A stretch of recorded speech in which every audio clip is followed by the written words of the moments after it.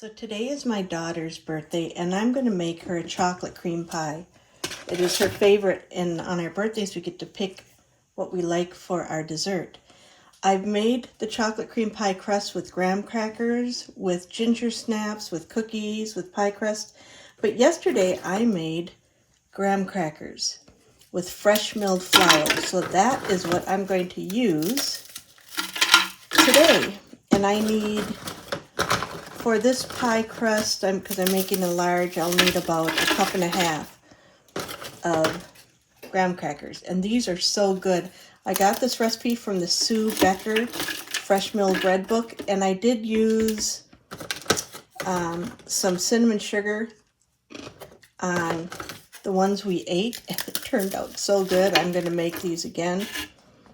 But first thing I'm going to do is I'm going to pulse these without the video on because this will get loud. I'm making a 9-inch pie crust, so I have 1.5 cups of graham crackers, to which I'm going to add 2 tablespoons of sugar. When I made the graham crackers, I used sucanat, and this here is an organic white sugar. And I'm going to add about 1/3 cup of butter. This here's much more than what I need.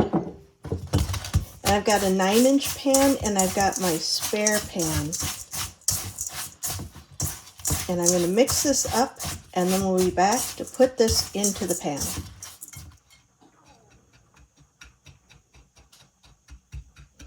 And I'm going to just press these graham crackers with the butter into this pan, which is a 9-inch pan. You can use any type of cookie or flour pie crust. I've used so many different types, depends on what I have. And I'm not doing a massive firm pack. I've done this with the banana cream pie too. And it's going to be a pre-baked pie, so I'm going to be putting it in the oven at 350 for 10 minutes. And then I'm going to let it cool while I start the chocolate cream pie. For the chocolate pie, it's basically chocolate pudding. I'm putting in 3/4 cup sugar. I'm adding a 1/4 teaspoon of salt. And for my thickener, I'm adding a 1/3 cup cornstarch. I have an organic cornstarch that I'm using. You can use a tapioca starch. You could also use an arrowroot powder, but this here you want to add at the end, and it doesn't hold up as nice. It's more for gravies at the end.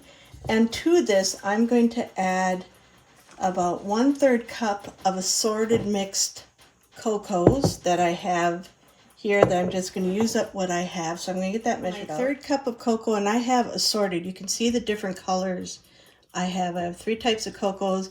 Use what you have, what I have. And to this, I'm just going to whisk it. This is my dry ingredients. I'll be adding the milk mixed with eggs to this, but I'm going to do that once the pie crust comes out. But I'm just kind of pre-mixing this so it is ready for the next ingredients. The pie crust is now out of the oven, and I'm going to let that cool for a few minutes, and then I will start with the pudding. I gradually mix my 3 cups milk with my 3 eggs into the sugar cocoa mixture. And I'm cooking this on medium heat. Just stir it up, and then add the rest. I'm going to stir it constantly with the whisk, just until the mixture comes to a boil, and then I'm going to remove it from heat, and we'll go to the next stage. I've been stirring this for about 2 minutes. It's not thickened yet, but you want to keep stirring it because then it will start to thicken and stick to the bottom. It's starting to get a little thicker on the bottom. I'm feeling it. I'm starting to see it a little bit on my whisk. So now is an important time to keep stirring and not let up. So far I've been stirring this for 6 minutes. It does not take very long, but you can see it's really thickening up. And I can feel it's getting thick, so it's going to curdle and be done any moment. This is just coming to the boil, so this is when I'm going to want to turn it off. The next part I'm going to do is I'm going to pour this hot pudding mixture over 3/4 cups of chocolate chips. Now I want to make sure you can see it's very pudding-like already. Add 3 tablespoons of butter.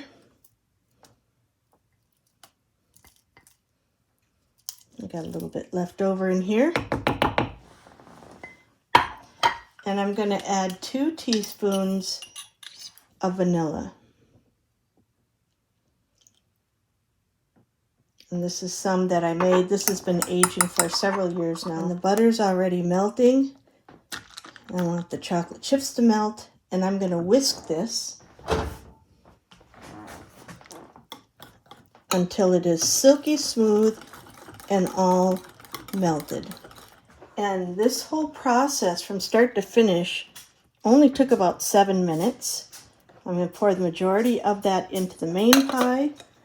Ooh, and it is hot.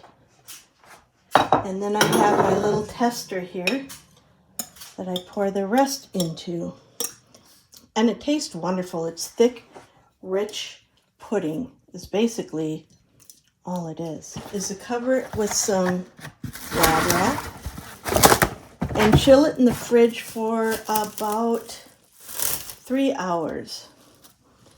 And by putting this plastic wrap on top, what this does is it keeps it from filming a rubbery skin. And when I serve this, I whip up some whipping cream, and I've also got some clotted cream that I will add.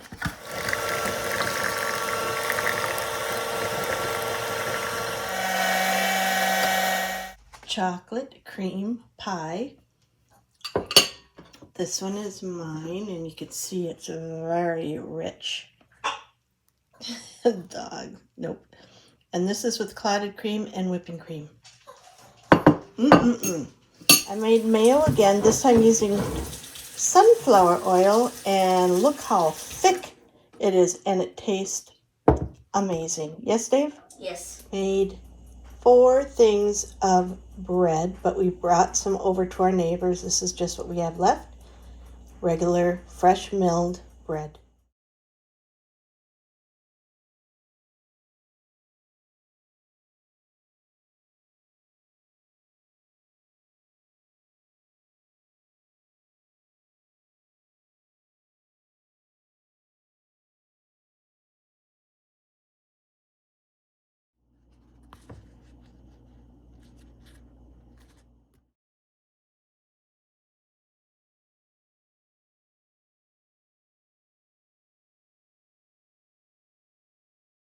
I saved 2 purple sweet potatoes from last fall, and I got these starts, and I'm still getting some starts. I moved all of my seedlings in the porch because the wind was so strong they couldn't withstand it. But these are ones that I potted up yesterday: tomatoes, broccoli, Brussels, and peppers. And then over here, these ones I have to pot up yet.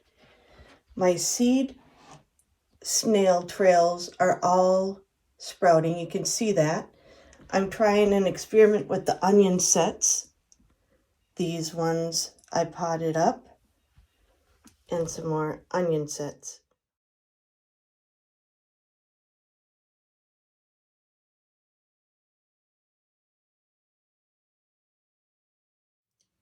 I have over 60 of these potted up sweet potatoes, and they're doing great. From 2 purple sweet potatoes, I got over 60 slips.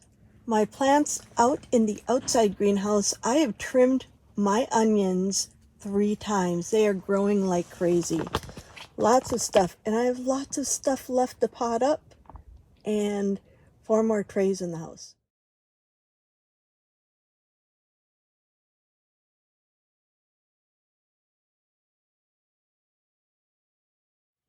And finally, my main work. I'm an artist, and this painting is about 1/4 of the way done. I rarely ever show paintings in progress, and I just started on her lips, and I'll continue on with that. Lots to do. I'm using my uncle's cremation ashes to paint his mother.